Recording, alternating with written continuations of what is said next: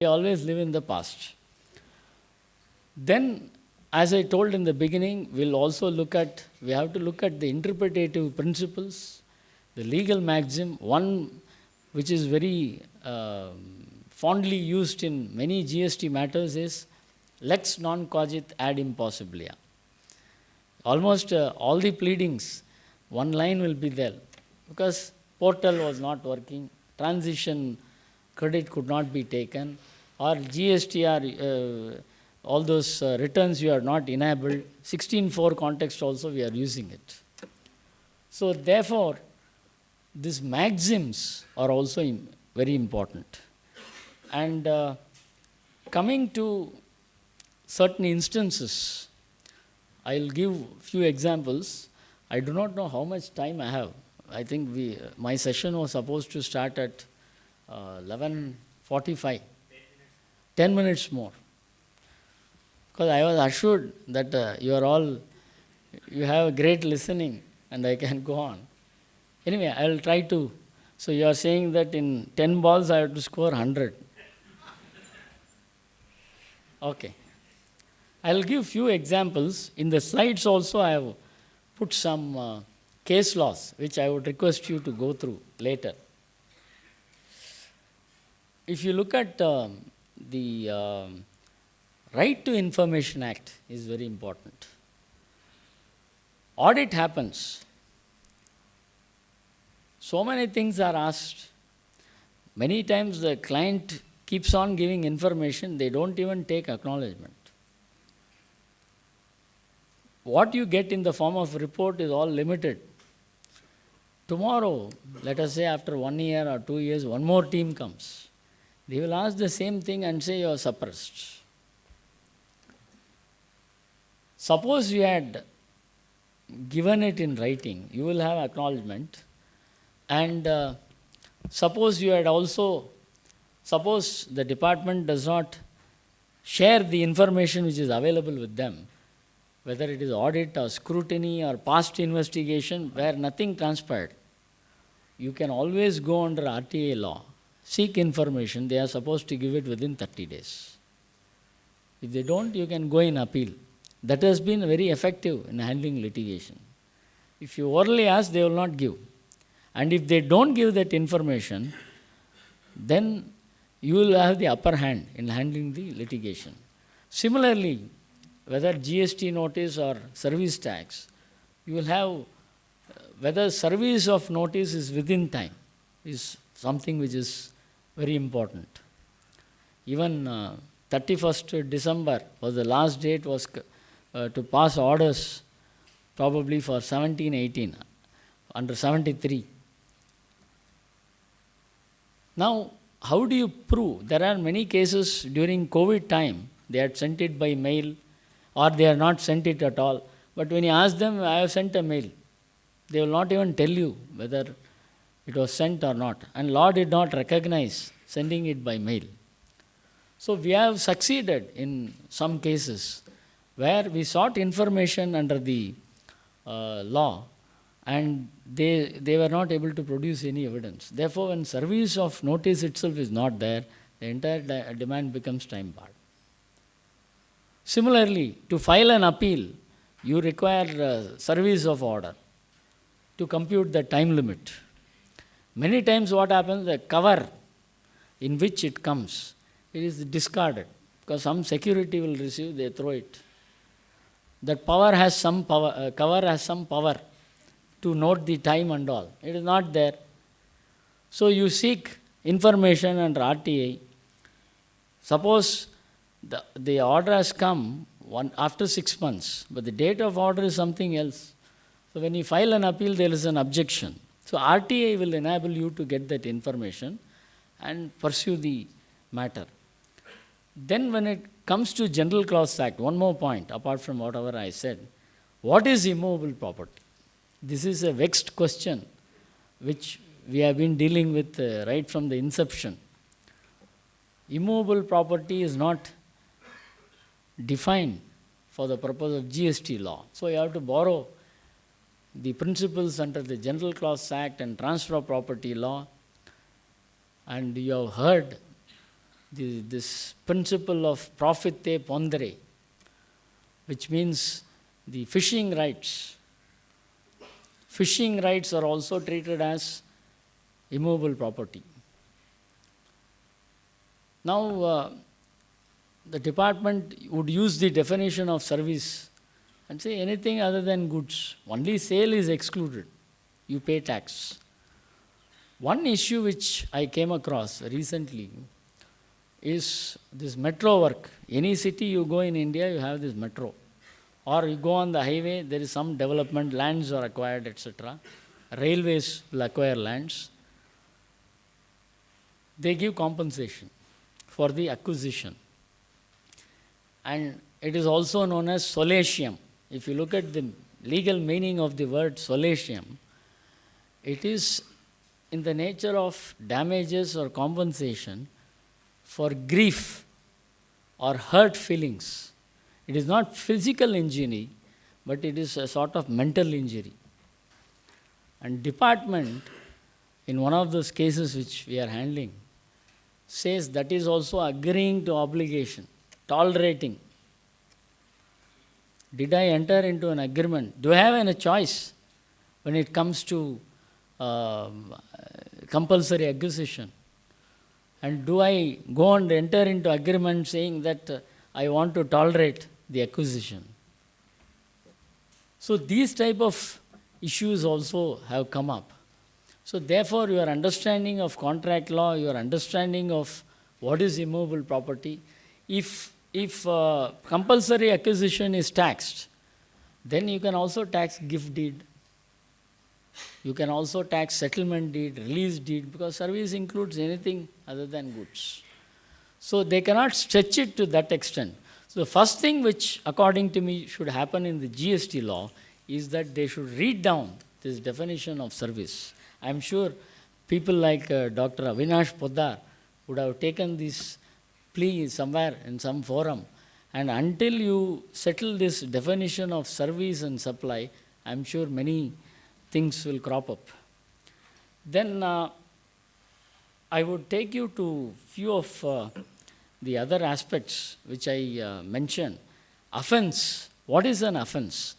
If you remember, in service tax law, you had what is known as pre-notice consultation, where people, some of us have gone to the court on the ground that pre-notice consultation was not given before issuing show cause notice.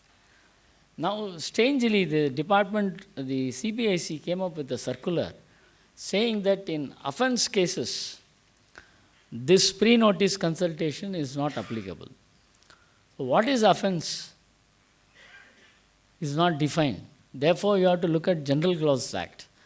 Offense is defined there to refer to prosecution. Therefore, only in cases, because the department would say, once I invoke the extended period, that becomes offense case. So if you go by the provision or the circular, when they say offense case, it only refers to prosecution and not otherwise. Then coming to the issue relating to mutuality principle, this is something which we have been agitating for years. Even after the Constitution Amendment, the Supreme Court in Calcutta Club said, in the context of sales tax, that the mutuality principle would still prevail. So in the context of GST, they have amended the statute. Is it sufficient to overcome the mutuality principle? According to me, even going by the Calcutta Club judgment, in fact, there is one issue which cropped up in the Supreme Court. I had an opportunity to appear before Chief Justice. Later on, it came up before some other bench. They have admitted the matter. Whether unincorporated association, the principle of mutuality will apply, or whether Calcutta Club judgment can be applied in that context. In my view, you can apply mutuality principle even in the context of club. Of course, I am not advising people to go back and ask them not to pay tax. What happens in litigation is that Either a person who is blissfully ignorant will litigate matter, or who is daring. So those type of people will come to us, and at that time we will take this argument. So the mutuality principle is, according to me, is not yet ruled out. One more thing which I wanted to point out, because Mumbai is also the land of Bollywood. So one interesting issue which I came across, when TV serials are produced, there is a reverse charge mechanism which says any rights which are acquired under section 13(1)(a), reverse charge will come in respect of artists. So we started looking at copyright law. Therefore, that is also aligned to GST. If you look at copyright law, there is something called performer right, which is recognized under 38A and 38B. That provision came because of Devanand's case, Fortune Films versus Devanand, in 1978 judgment, where the court would say, I would not go to the details because there is no time. The court said that the artist has no right in this matter. So, when it comes to all this reverse charge, in fact, in Karnataka, they have issued notices left, right, and center on this aspect. There is a possibility to interpret copyright law and say, what is covered here is 13(1)(a), where there is no right.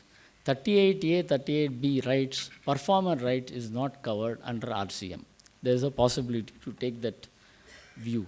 So, one more thing is this canon judgment in the context of customs law can be used, according to me, even in the context of GST, although there is one judgment, I think Rajasthan, is it? Rajasthan High Court, in the context of summons, they said they will not accept it, but there is a possibility in service tax context in Karnataka High Court. Many petitions have been filed borrowing this canon. Canon, I think, review petition is still pending.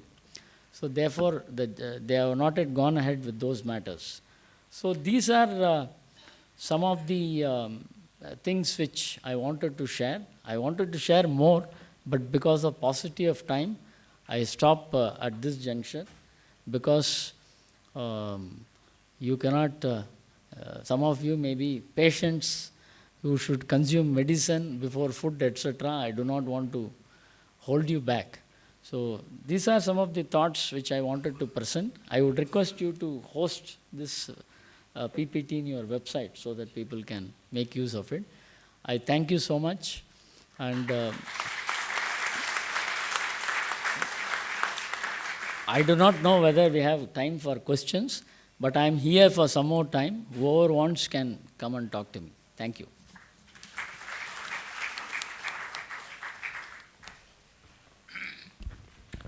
Thank you so much, sir, for such a wonderful session. Now I request CA Bajrang Lal to please offer a formal vote of thanks.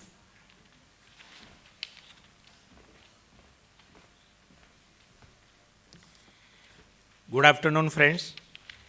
It is my pleasure to propose word of thanks for Advocate K.S. Naveen Kumar, sir. First of all, I would like to thank WRC for giving me this opportunity. Friends, after learning GST amendment from S.S. Gupta ji and beautiful journey of WRC in the year 2023, we got opportunity to learn something new concept, that is interplay between GST and other laws. We never tried our focus on such issues in past, but with a practical example, sir, yes, you taught us how we can use other law knowledge and present before the authority to save tax. We are very much thankful to you, sir, for sparing your valuable time and enlighten us for the topic. I request you all kindly join your hands and give them big round of applause. Friends, now we will break for lunch only for 30 minutes and we will assemble back for third session.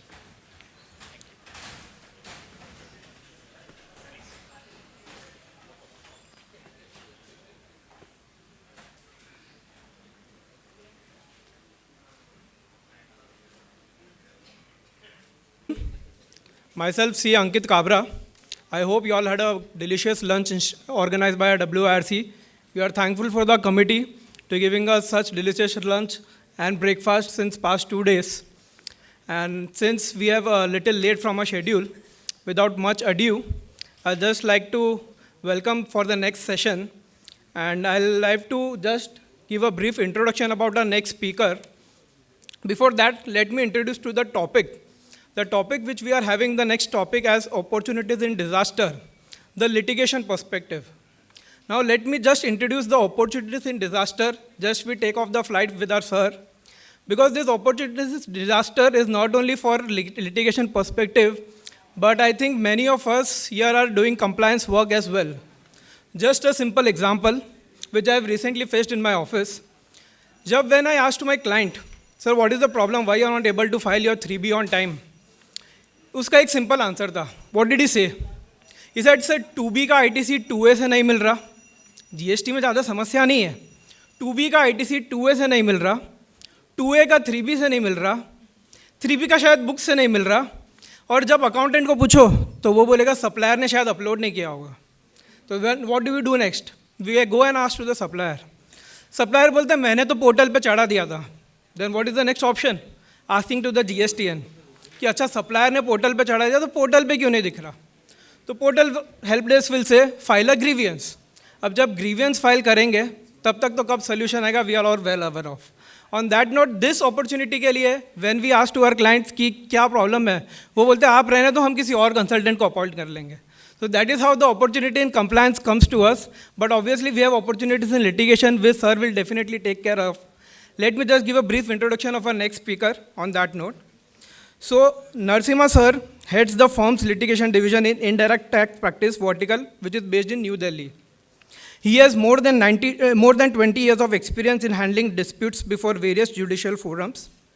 A notable feature of Narasimha sir's practice is the variety of matters handled by him at different forums, ranging from tax disputes to constitutional challenges. Litigation management is his core competency. He has argued more complicated and maximum number of matters before the customs tribunal on wide-ranging issues relating to classification, valuation, taxability, credit, availability, etc. Over the years, sir has experienced and appeared in several matters involving extremely high stakes and or wide ramifications across the country. His role encompasses advising clients on important issues to prevent any enforcement actions by the authorities. He is the preferred choice for clients while seeking advice on dispute management, potential or ongoing, and also for the ongoing matters before the courts or tribunals. He regularly delivers lectures in various industrial bodies and institutions. On that note, I'd like to give you a warm welcome on behalf of our institute and on behalf of our Western Region Council. Sir. Also, I will request Mayuri Desai ma'am to escort sir to the stage and greet him with a token of appreciation right at the beginning of this seminar. I think we should keep applauding to the sir till the time he arrives on the stage.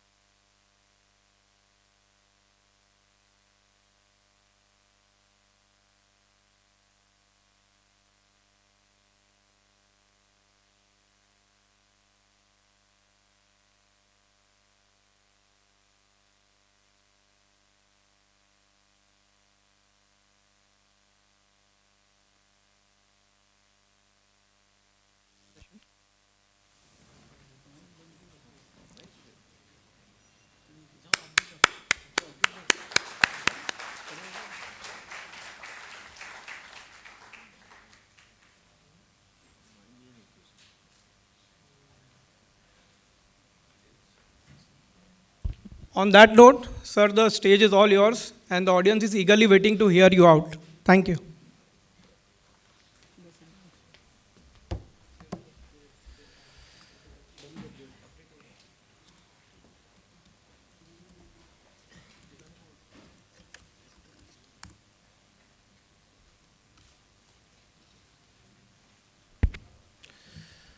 Very good afternoon to all of you. Firstly, my sincere apologies to you for the delay, and that's purely entirely out of my control. So I was to travel by the 8:45 flight, and the difference between the temperature in Delhi and Bombay is 29 degrees. So it was 8 degrees in the morning there. Anyway. How many of you have visited Kanyakumari? Wow, quite a few of you. All right, good. Have you seen the big statue there, which is named after one saint, Tamil saint? What's his name? Thiruvalluvar. Wow, fantastic. All right. Just two more questions, sir. That's some relevance, and don't mind this navigating, etc. Suddenly this fellow is coming and asking Thiruvalluvar and all what is going to do. Right? And he has written, the great saint has written some 1,330 verses in 133 chapters.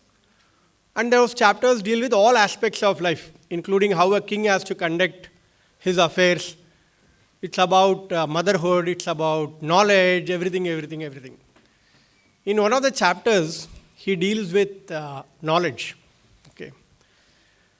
And he says this. I'll say it in Tamil and then I'll translate it to the extent possible. He says, Sevikku unavu illada பொழுது சிறிது வயிற்றுக்கும் ஈயப்படும், which means that when you don't have enough food for thought and for your ears, you will have something also to eat for the stomach. Now today you are on the reverse. You had a sumptuous lunch, that's what your organizer said. And you are going to have very little to learn, knowledge, right? And the most challenging thing for me is, and Saxena always gives me some challenging things only. He doesn't give me easy things. You tell me, quite a few of you must be speaking in various forums, etc. Tell me what is the most challenging thing for any speaker in a session? Post-lunch. Wow. Correct. Now that you have identified that as a challenge, please don't give me that challenge. Okay? So all of you are going to be awake, and notwithstanding that you had a fantastic lunch. Okay? Good. Thank you.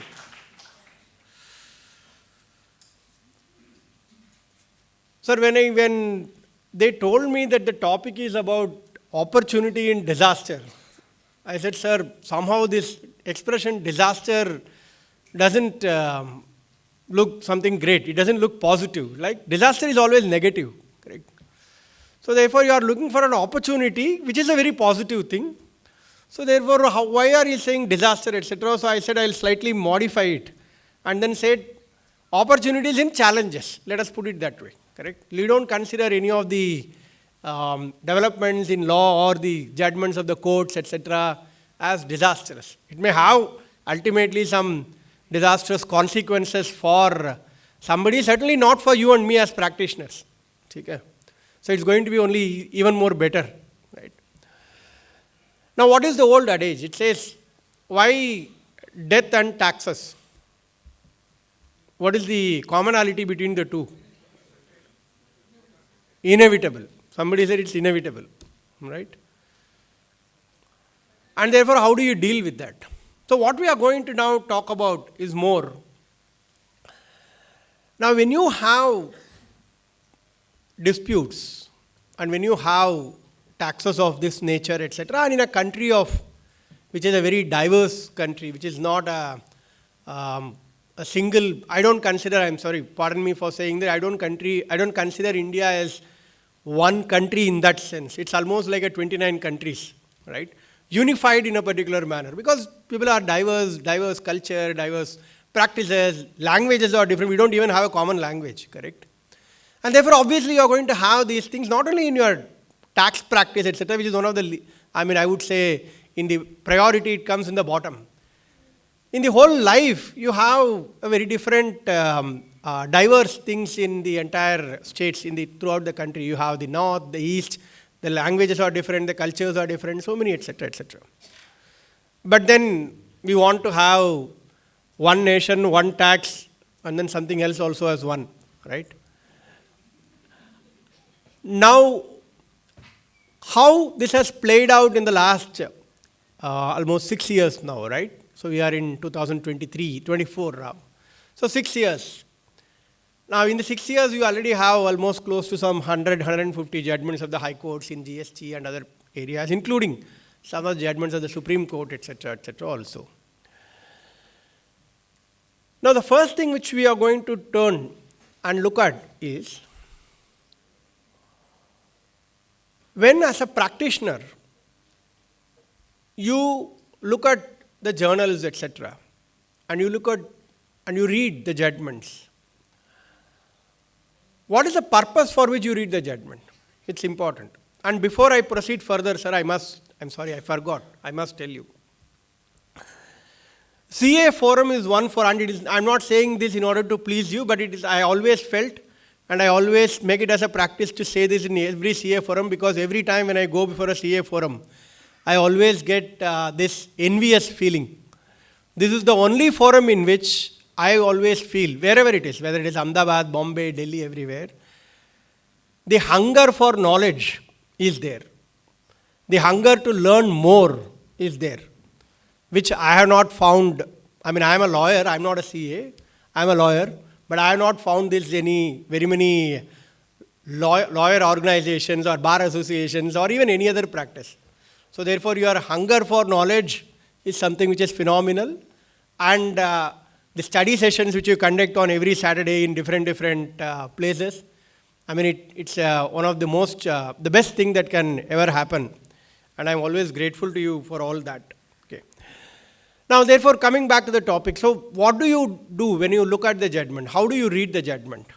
Can any one of you, particularly a youngster, can explain? Because the old people must have their own way of reading it, etc. It's always better to hear from the younger one. So what I'm going to ask is, sir, you don't look that young, okay? Don't mind, right? You are somewhere in the middle, I believe, right? Okay. Please don't mind. Madam, with the maroon t-shirt. Yes, exactly. Bataiye. What do you read a judgment, correct? There is a high court judgment, tribunal judgment, some judgment has come. So what is the purpose for you? How will you read and what will you make out of it? कैसे पढ़ते हैं उसको आप?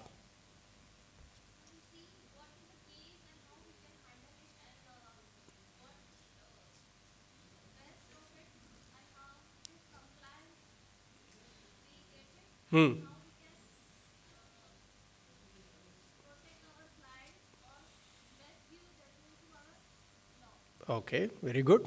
Anybody else? Any other youngster? Please raise your hand and answer this. On the left, yes, sir. Understanding the basic facts of the case. Fantastic. Very good.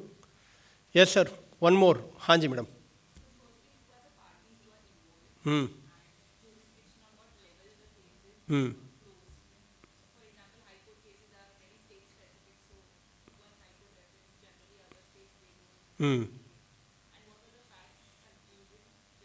Okay, great.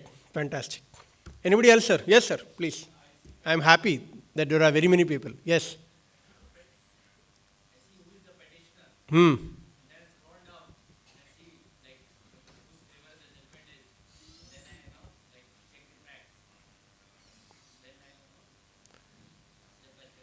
Okay, great. What is the objective of doing all this?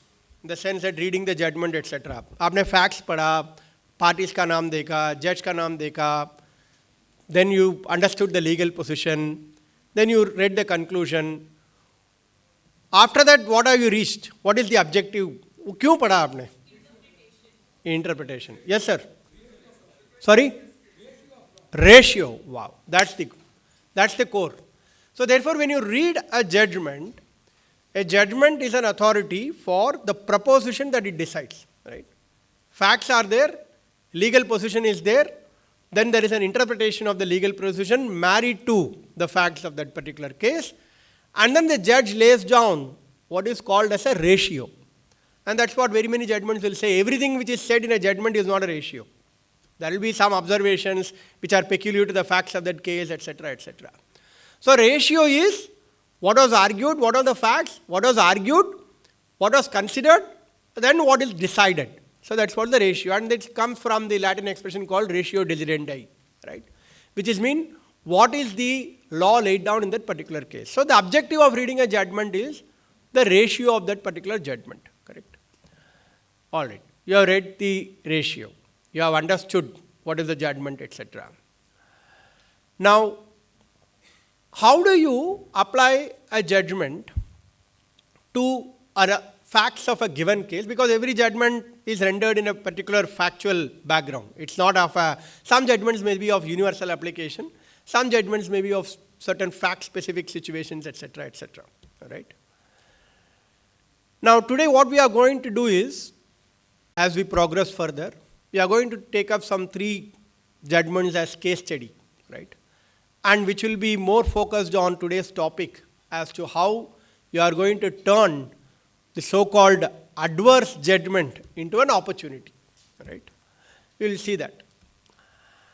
Now, that would be possible, that you will be able to derive an advantage from a disadvantageous judgment, if I may say so, is possible only if you know the law thoroughly and also know the background in which the judgment was rendered. That is why it is important. You will always find the difference, and please don't mind me when I say this, particularly the youngsters. You will always find the difference when the youngsters today read the judgments from the portals and the Google, from based on your random search, etc. And when you read the judgments from the books, the different and the commentaries.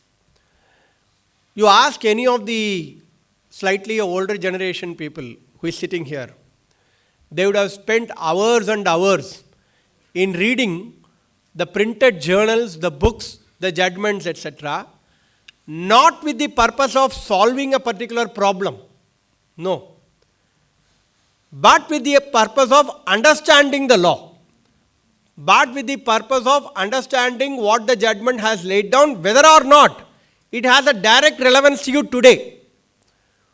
But today, the situation is slightly different. And that is why these study sessions are very important for you people, particularly the younger generation. Because today, Google is our first, assistant or whatever it is. Or rather, we become the assistant of Google now, right? So, Google Assist, right?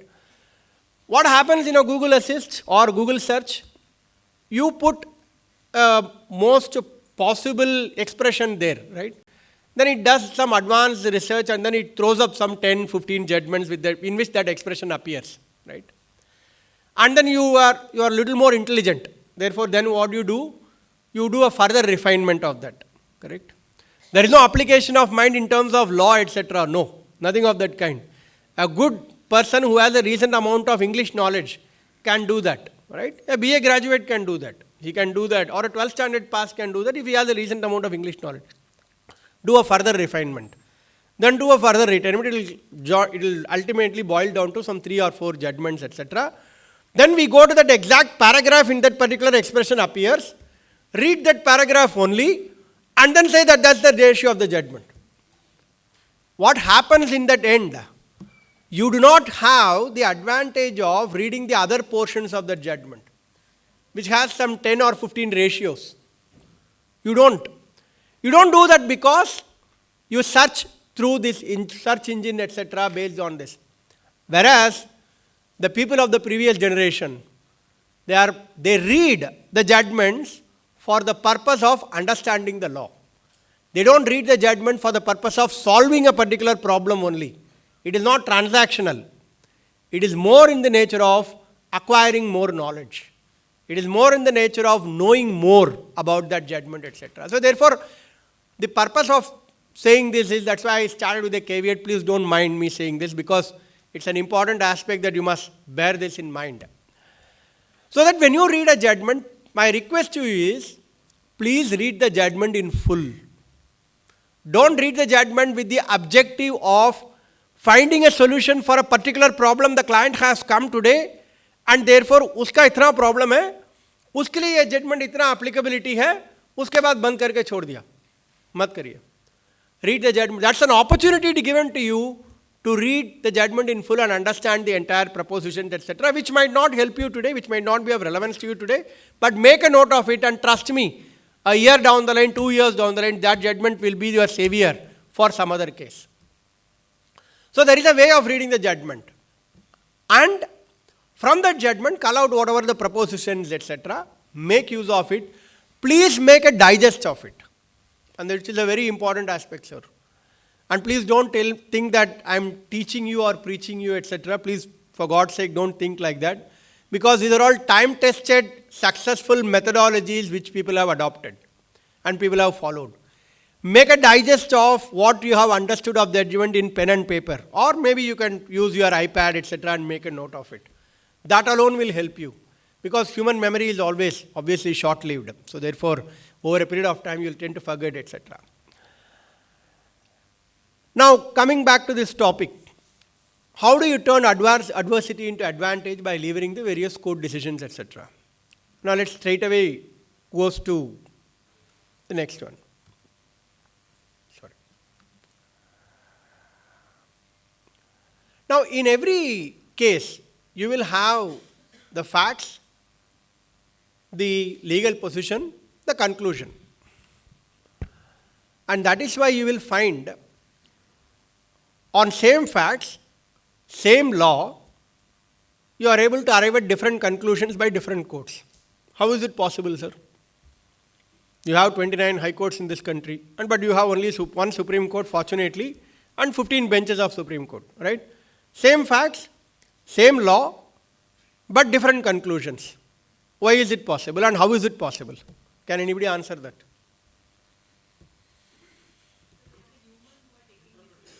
One second. Sorry, sir. Yes, sir? Sir, interpretation तो वो भी किया, आपने भी किया, उन्होंने भी किया. Same words, same facts. It can't be Monday it is one decision, Tuesday it is another decision. That can't be, right? All right. Two people, yes, sir. Argue differently. How the evidence is laid, okay? Then, yes, anybody else? Somebody else? I saw some other hand going up. Presentation, okay? Somebody in the back, please. Sir, sona nahi hai aapko. Please, don't let me down. You all first resolve saying that you will all be awake till 4:30. उसके बाद उनकी मतलब सक्सेना साहब का है वो. That is his challenge thereafter. Yes, sir. The gentleman in the last row. Sir, आप ही है. Don't think that as if you are not noted me, please. इतना pretend मत करो. Mindset of the judge. Wow, that's fantastic. Anything else? Situation of the case, okay. Ultimately what? It is the human mind. The human mind is unique. Everybody is unique in their own thinking process, in their own outlook, etc. Right? Therefore, the same words, same facts, but I understand them differently. That's what is the greatness of the human beings. Knowledge is about. Otherwise, there is no great difference between the animals and humans. Right? So, we are different. We are far ahead because your thinking process is different. And therefore, you have diverse judgments on the same fact, same law. Therefore, obviously, you will have conflict. Therefore, you have hierarchy of high courts. You have the district courts, high court, Supreme Court, etc. Supreme Court, then 2 judge, 3 judge, 5 judge, 7 judge, etc., etc. Right? Obviously, there are some cases which are better argued, better presented, better understood. So, therefore, there are different factors which lead to these kinds of what I call as multiplicity of decisions, multifarious decisions, etc., etc. Right? Sometimes these decisions lead to positive legislative changes.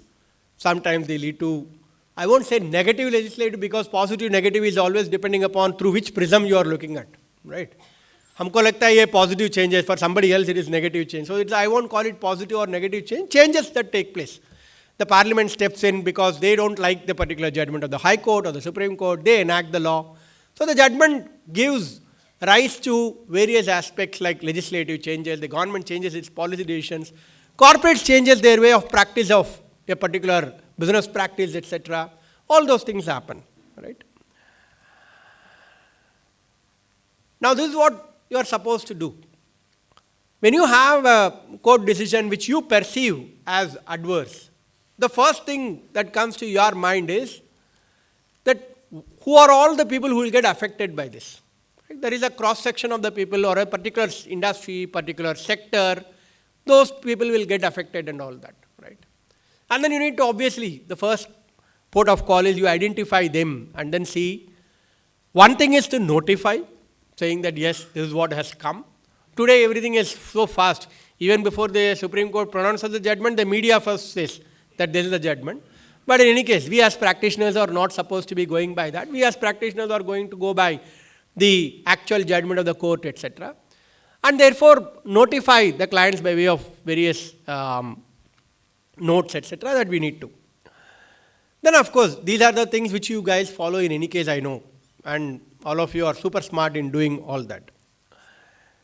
Now what are we going to do? We will come to this case studies, etc. in a minute.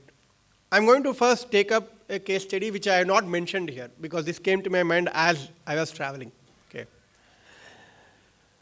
You are all aware of the judgment of the Supreme Court in that somebody says celebrated judgment, somebody says the most adverse judgment I have ever seen, that Northern Operating Systems, correct? Service tax judgment, which is on expat salaries and all that, whether it is liable to tax, correct? Now that turned upside down the legal position which was prevailing till then, a year ago, right? Almost a year ago the judgment was pronounced, right? And what was the law prevailing then and what did this judgment say, right? In my own understanding, I'll tell you what. The legal position was prior to that judgment, if there were expat employees who were coming to India and work in the Indian company, they are re-employed in India, they are paid the Indian salary, some portion of salary is paid in Indian currency, some portion is remitted to their foreign currency, in their foreign account, etc., for their own social security purposes, etc. So the question was whether a foreign company was providing manpower supply service to the Indian company or not. The courts consistently held, Gujarat High Court, Allahabad High Court, tribunals, all of them held, there is no manpower supply, etc. There is an employer-employee contract that exists between, he is like an Indian employee, there is a foreign employee, therefore there is a question of a service, etc. Everybody is happy, everybody thought the law is settled, and therefore no expat means expat salary, no tax liability, except you deduct TDS on the global income of that gentleman. Correct, sir? That's the understanding of the law? Correct. Then comes the Supreme Court judgment, NOS, Northern Operating System. This judgment holds, and my sense is that this judgment is entirely based on the income tax concept which they had in their mind, and based on that this judgment is ultimately pronounced. This judgment holds that there is no concept of this employer, you may be an employer-employee in India and all that, but there is a service that is rendered by the foreign company when he has deputed his employees to you.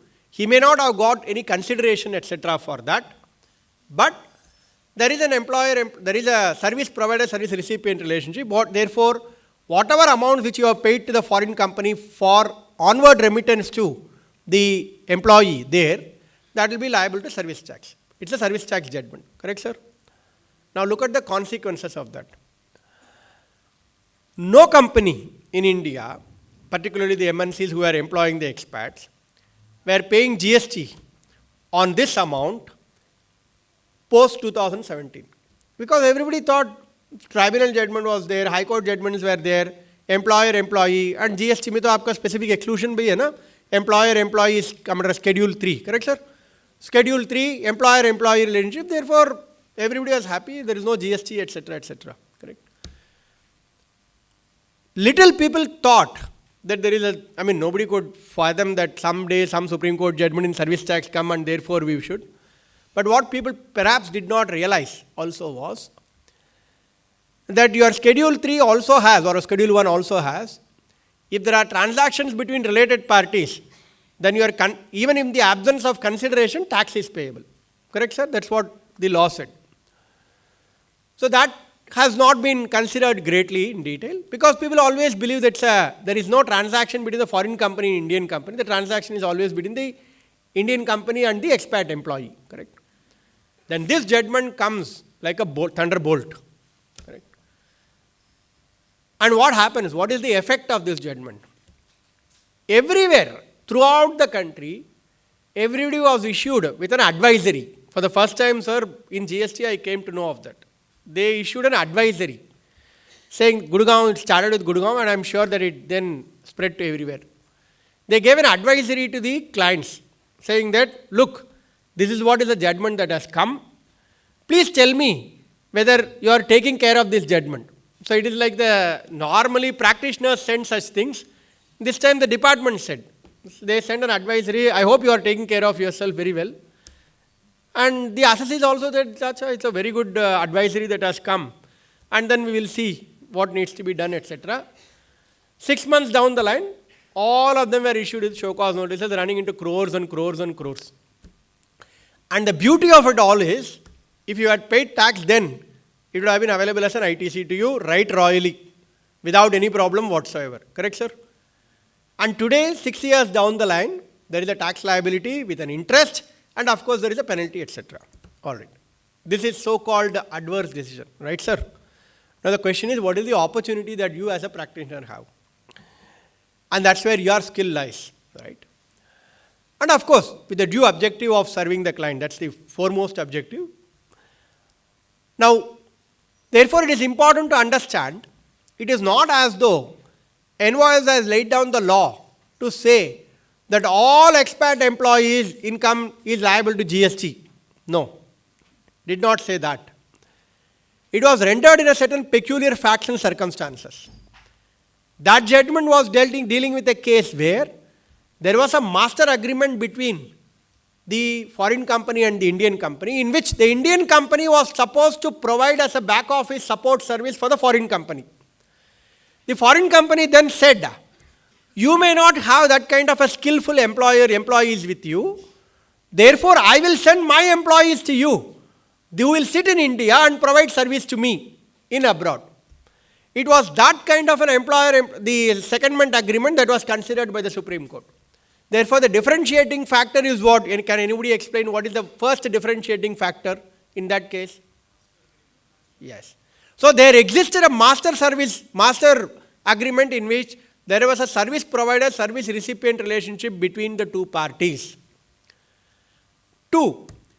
NOS itself says that in every case you must study the facts of that case and then see whether there is an employer-employee relationship, etc. or not. NOS starts with that. That's the first thing. Therefore, to say that NOS will apply in every expat case is wrong. That's a second ratio. Third, NOS did not consider the aspect that TDS was deducted as a salary income on the global salary income of that individual. It did not consider that aspect. Fourth, NOS never considered the aspect that there can be dual employment simultaneously. It is not like a government service that you can have only one employment, etc. There is no bar for having dual employment. You can remain as an employee of the foreign company and you may be an employee of the Indian company also. There is no bar. NOS never considered that aspect of the matter also.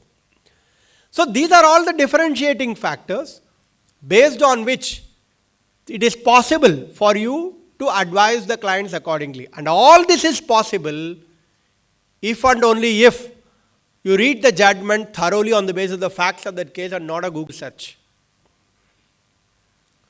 So the second judgment.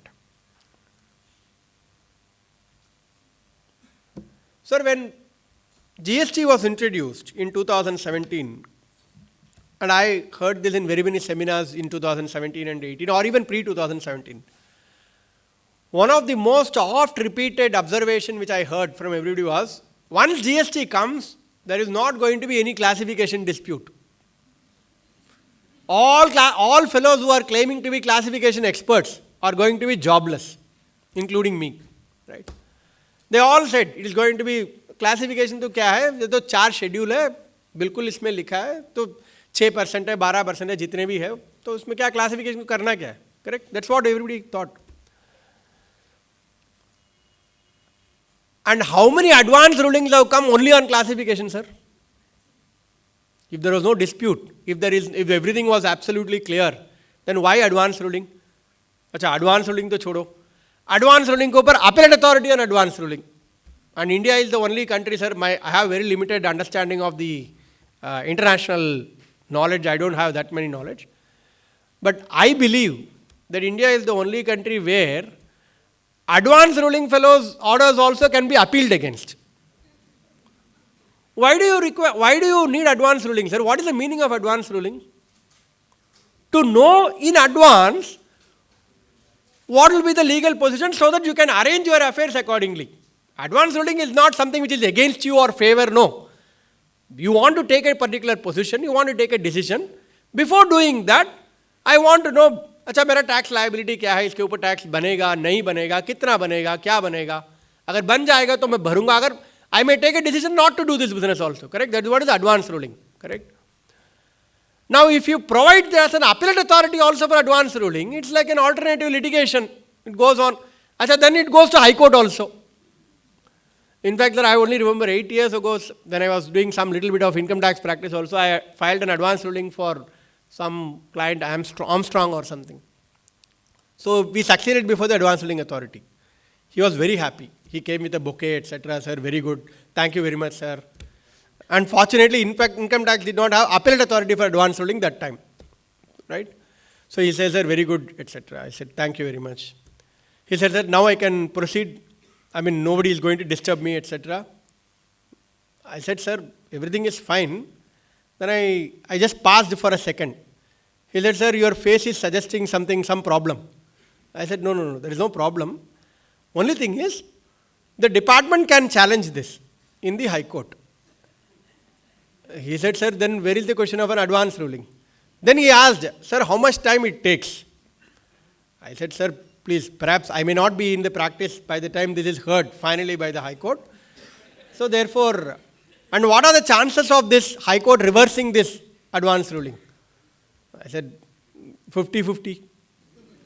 Amitabh Bachchan style mein bola humne, 50-50 bola.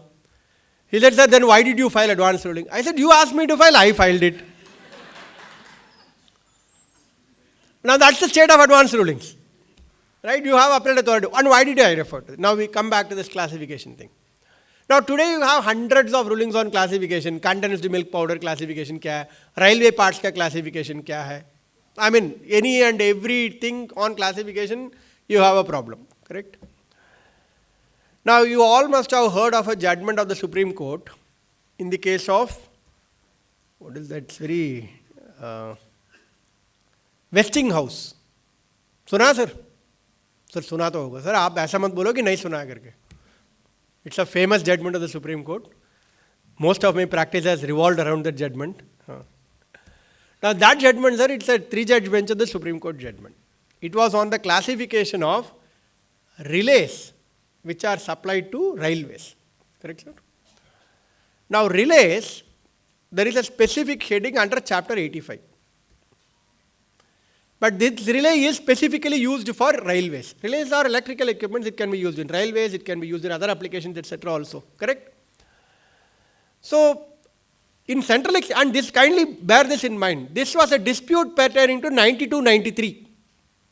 By the time it reached Supreme Court, 2015 हो गया. ठीक है? इतना ही समय हुआ. So, at that time he wanted this to be classified as parts of railways, because parts of railways was attracting a lower rate of tax, etc. Correct? But the correct classification of relays is under chapter 85, because there is a heading specifically referring to relays. Correct? And if you are specifically covered by chapter 85, even if it is specifically used for railways, etc., it will not get classified as parts of railways. Supreme Court holds to the contrary. Supreme Court reads only one part of the definition. The other part of the chapter note they don't read, or they have not applied their mind, whatever it is. They say, the moment your item is identified suitable for use solely or principally with your railways, this will go as parts of railways. Correct? The irony is, the assessee succeeded there. उसका appeal अलग हो गया. ठीक है? बाकी सारे जितने भी part of motor vehicle manufacturer है, उनका नुकसान हो गया अभी. Because parts of motor vehicles attract 28%. The same relay attracts 12% And he was rightly classifying it as 12%. And now Supreme Court says it will go as part of railways or part of motor vehicle, etc., which will attract 28%. Throughout the country, हल्ला much गया. उसके basis पे everybody started issuing notice saying that you are the only question that is asked. Sir, nuts and bolts देखा ना sir आपने? Motor vehicle का जो अलग अलग नट्स लगती है, फास्टनर्स लगता है, बोल्ट लगता है, करेक्ट, डिफरेंट डिफरेंट डायमेंशंस, ठीक है, उसके ऊपर करोड़ों की डिमांड है, hundreds of crores. That fellow makes only fasteners, right, for motor vehicle application etcetera. There is a heading specifically for fasteners under the GST schedule. There is a specific heading for nuts and bolts. He said, I won't look at all that, I will look at Supreme Court. Supreme Court says suitable, I will ask you only one question. Is it suitable for motor vehicles? Yes. जाओ motor vehicle के साथ जाओ. And that's the judgment of the Supreme Court. I mean, you can find fault with him, you may cry with him, you may do anything with him. But he will cite the Supreme Court judgment and then say that. Achha, then what all they did, they all got together, they went to the government. Government also said, yes, I have all my sympathies with you. But then they told him, sir, please amend the, or it is a clarification, something of that kind, so that we don't, because what is going to happen is, this is going to affect your decisions for the past 6 years, whatever it is. Future के लिए ठीक है, भरो, ITC मिल जाएगा, but आगे के पीछे के लिए क्या करोगे? आगे के लिए तो भर दोगे, पीछे के लिए तो वो कस्टमर तो देगा नहीं. और कस्टमर को जब तक उसका आईटीसी नहीं मिलेगा, वो आपको देगा नहीं. आईटीसी में आपको एक और प्रॉब्लम है, अगर ये सप्रेशन वाला केस है तो आईटीसी भी नहीं मिलेगा उसको, वो अलग लफड़ा है. So therefore then they said, all it, we have all your sympathy, I mean I have, हमारा पूरा सिंपैथी आपके साथ है, हम एक क्लैरिफिकेशन इश्यू करेंगे, right. They issued a clarification, true to their word, they issued a clarification. And what did the clarification said? That clarification said, this is what is the law, right? This is what is the legal position. This is what the chapter note says, section note says, tariff says, etc. This is what judgment of Supreme Court in X case says. This is what Supreme Court of judgment in Y case says. This is what Supreme Court's judgment in Westinghouse says. Now you decide all the cases in accordance with the above legal position.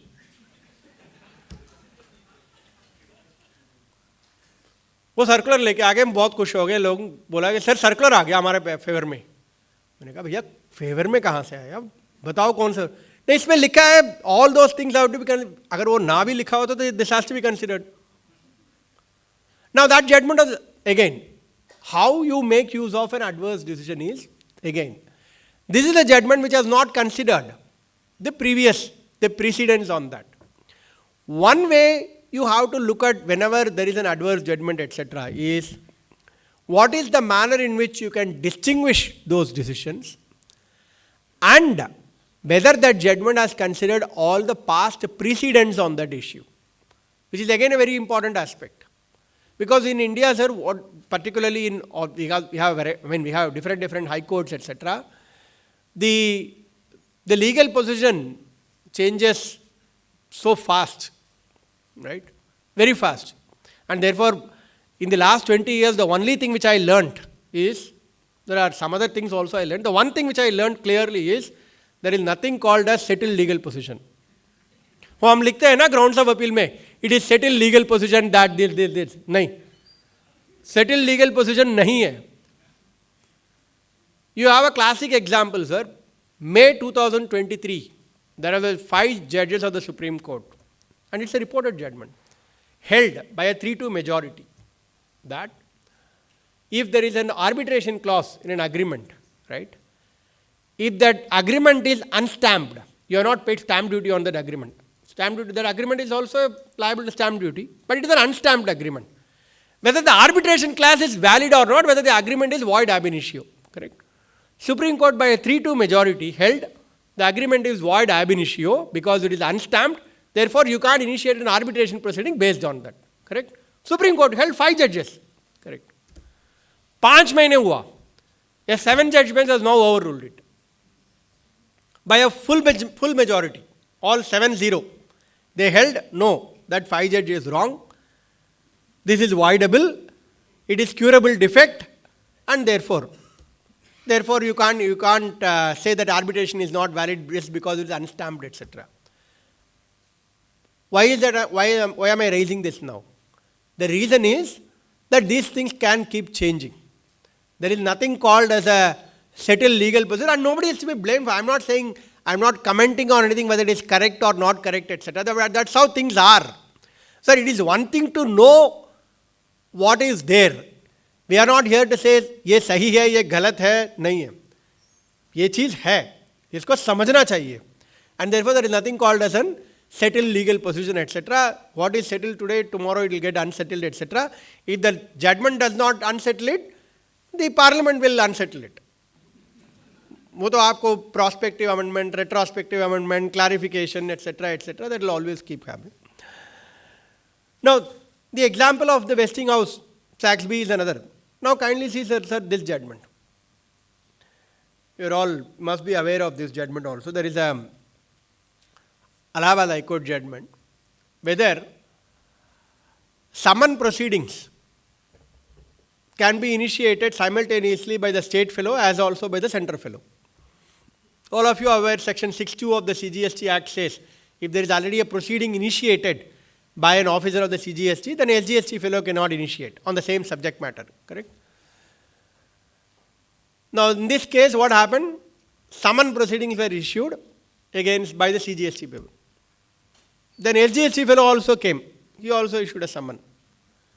So he went to the court and said and cried, Sir, ये भी आ रहे, ये मेहमान भी आ गए, दूसरे भी आ गए, तीसरे भी आएंगे. The court says, then the court considers everything. The court interprets it. They say, what is the meaning of proceeding? Proceeding means only when you start adjudicating, when you start assessing. An inquiry proceeding or a summon proceeding is not a proceeding. Therefore, state fellow also can issue the summon, center also can issue the summon on the same issue. Therefore, don't come to me, go and answer both those fellows, etc. Now, what is the learning from this? So, therefore, when you look at section 6.2 of the CGST Act, you must understand what is the meaning of the proceeding. And enough material was not laid in this case to explain what is the meaning of the proceeding in the context of that particular section. They did not mean it in the context of your adjudication, show cause notice, etc., alone as proceedings, etc. They meant the section was supposed to operate. There cannot be simultaneous proceedings means two simultaneous investigations on the same subject matter by two different authorities. That's the objective of the section. But enough material was not laid in, enough arguments were not advanced, and therefore you have this. Therefore, if you have to overcome this judgment, then you must do more research to find out how this judgment is, what is lacking in this judgment, what is lacking in this reasoning of this judgment, and see how do you further take it up in the other high courts, etc. Now, sir, this judgment, you know, whenever you file, this is Vinod Kumar Uttarakhand High Court Division Bench judgment. Now, this judgment says there was an order passed, cancellation of registration under the GST Act. He went against that, this was pre-COVID, right? His consultant forgot to inform him, that's what he said in the petition, okay. His consultant forgot to inform him about the cancellation of registration, therefore he did not file an appeal. Appeal time bar ho chuka hai. Then he filed a writ in the High Court. He said that therefore writ petition is maintainable. And in any case he said now that COVID etc. is there, COVID delay has to be condoned, that Supreme Court judgment is there, therefore please give me that benefit. Single judge held against him, no, you are a fellow, your order was passed in 2019 much before COVID came. Therefore COVID judgment will not apply to you. Therefore you should have filed the appeal in time. Your appeal is beyond time, I can't help you. Writ petition is also not maintainable. Then he goes to the division bench. Division bench gives some fantastic things. Division bench says, this order has been passed by an authority under a delegated power. Therefore, he says, appeals are not maintainable before the assistant commissioners because when he passed the order as for cancellation of registration, he has not passed the order as an adjudicating authority. Section 107 of the CGST Act provides appeal against an order which is passed as an adjudicating authority. So when somebody cancels the registration, the division bench says that this is not passed as an adjudicating authority, therefore the appeal is not maintainable.